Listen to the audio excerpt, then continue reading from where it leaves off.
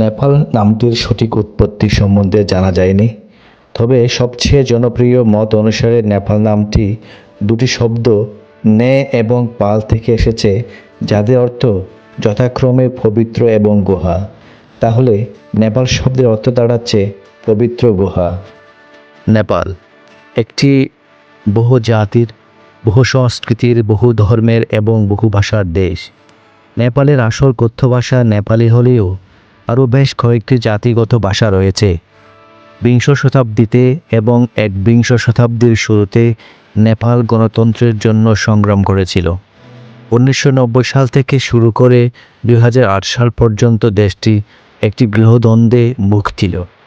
এরপর 2006 সালে একটি শান্তি চুক্তি স্বাক্ষরিত হয় এবং ওই একই বছরে নির্বাচন অনুষ্ঠিত হয়।